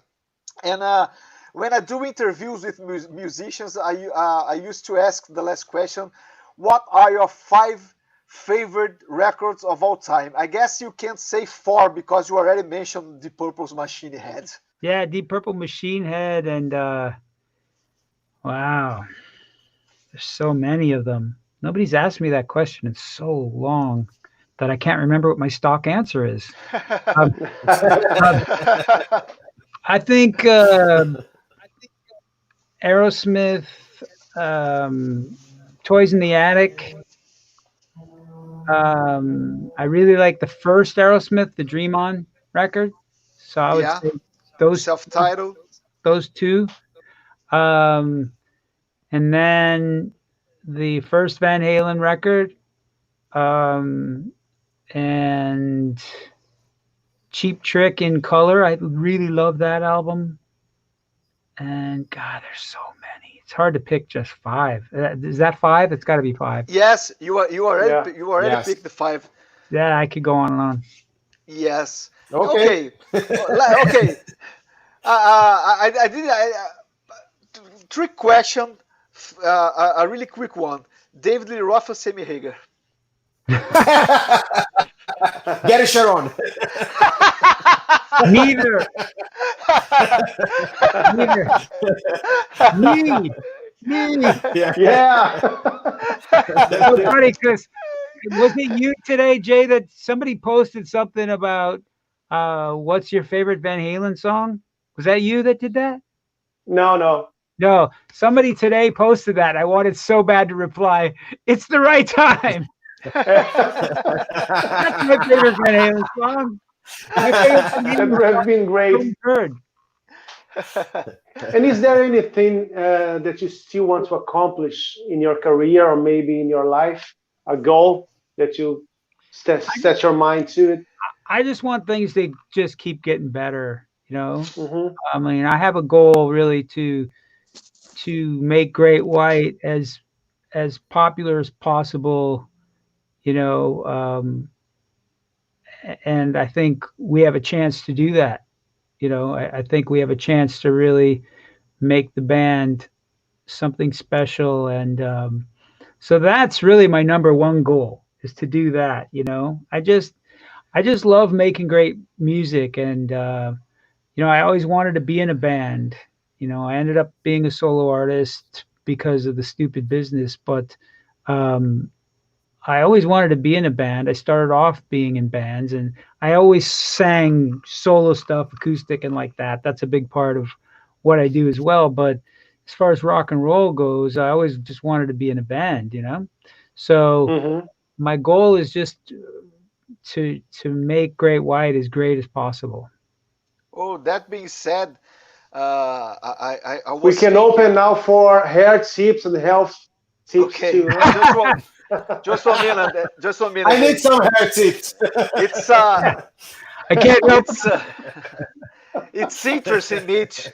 It's nice. It's really nice to hear and to know that even you have an established solo career and you are an award winner, you are really committed to Great White. That's really cool to do during this entire live streaming. That's really cool to know for people, for the Brazilian Great White fans, know that you are really committed to the band. That's really nice. Yeah, you have to be. I mean, this is what I'm doing, so that's how I am. I'm really all in for whatever I'm doing at the time. I'm completely all into that, you know. So. Okay, so now it's time for the hair tips. Jay, what do you want to know from Mitch? Mitch, are you vegan? Huh? What? Are you vegan? No. No. Nope, I eat I meat. thought you were. No, I eat meat. I was in 1992 Oh, Mhm. a long time ago. Yeah. when I made the record. Well, in 1991, 1990, 91, I started getting super healthy, kind of for the record.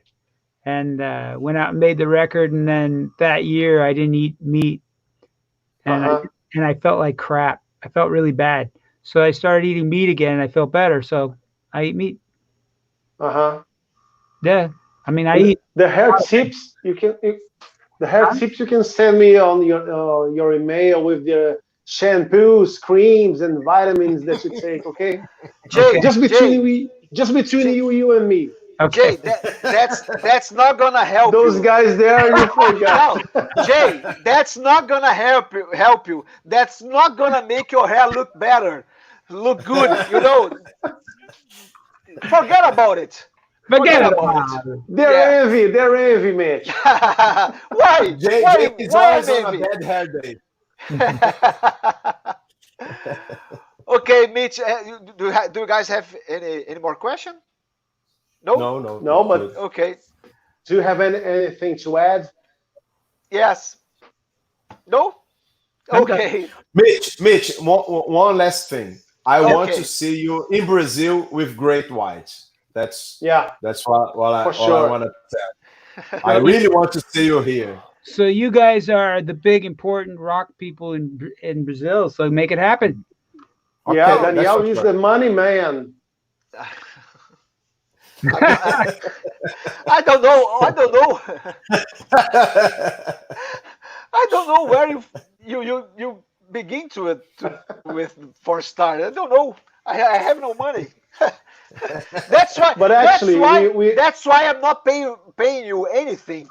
But actually, we know some promoters here. Yeah. Yeah. Maybe we can help you get in touch with them. That's true. That's true.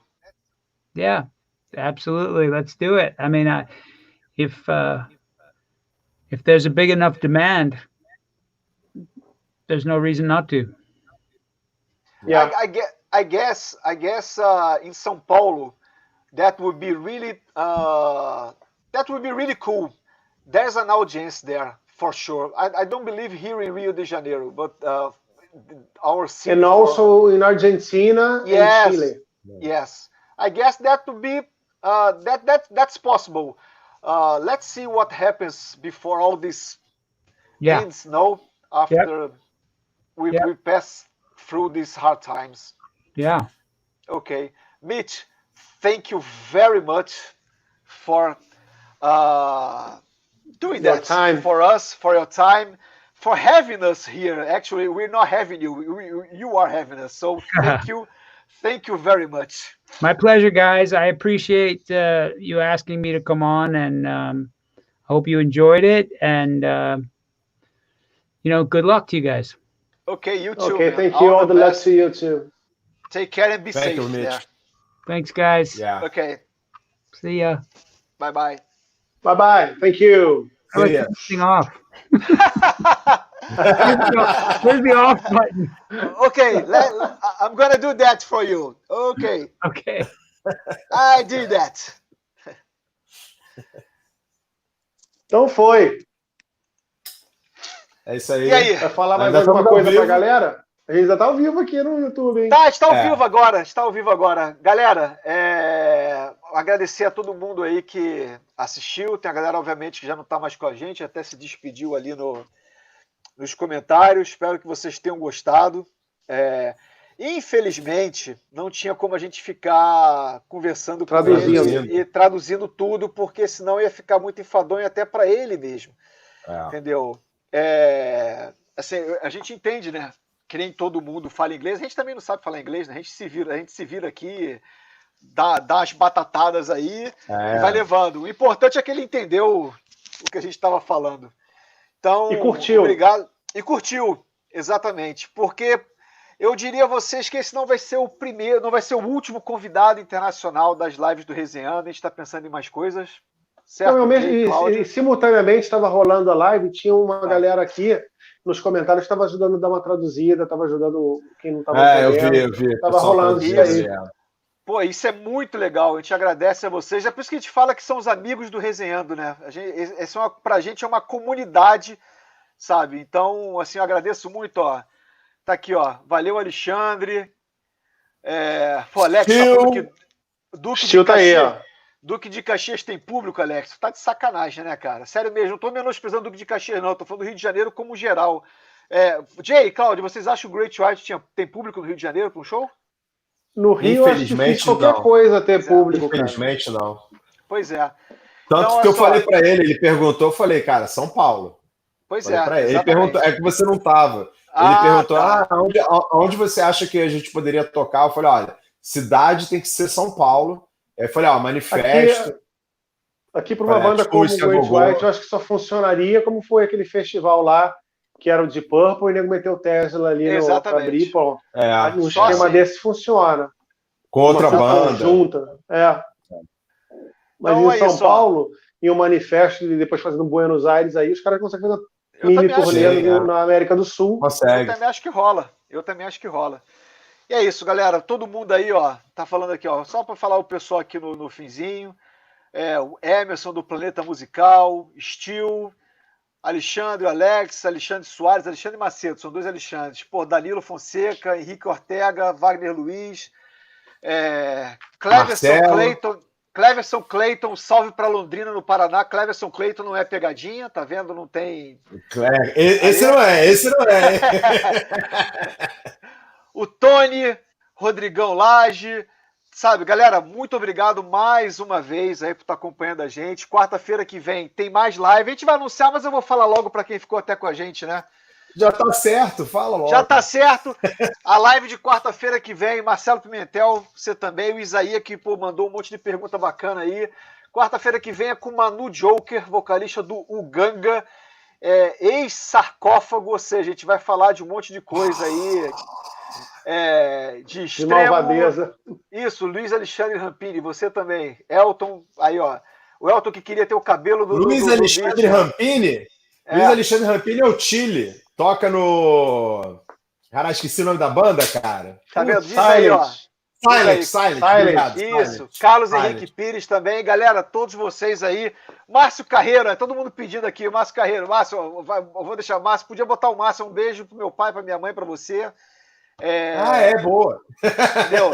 Vocês sabem, né? Pô, o Márcio, que gravou com a gente. O Márcio, amigo há mais de 30 anos. Sempre dando maior moral pro Resenhando, compartilhando com todo mundo. E a galera pode se preparar aí que vem mais coisa estrangeira do internacional aí, né? Exatamente. Ó, o Wagner Luiz já sarcófago aqui. Ou seja, a gente agora vai começar a vender um cursinho em inglês também para vocês assistirem. Agora eu vou fazer também agora um curso de sensualidade em inglês, aprender a transar em inglês. Aí você vai dar aquelas dicas em fuck me, oh yeah. Mas eu não vou falar fuck me no caso, né? Não sei. Isso aí é entre você e quem você vai dar a aula. Ó, Jay, o Tony Rodrigues quer saber onde você fez isso com a barba, também atende homem? Para ele levar o dele? Aí, Tony. Tony, agora você deu mole. Tá vendo, ó? Galera, é isso, ó. 2 horas aí já. Quer sacanear o nativo do Meyer, bicho? Não tem como, não. Quem é do Meyer não cobeia. Tá vendo? Meu Deus, cadê? É isso aí. Meu Pazuzu, isso é pra gente encerrar. É isso. Ó, o Tony Rodrigues tá falando que precisa do curso de inglês. Então, Jay, já que tu devolveu pra ele aí, já... Entra em contato. É isso. Galera, mais uma vez aí, obrigado. Aí o Tony vai falar que você vai falar pra ele, fuck me. Tá bom. Olha só, e a gente, aproveitando esse clima de zoeira aqui... Eu ia dar uma resposta super da baixaria, mas o nível ia cair tanto. Não faz isso, não. Segura.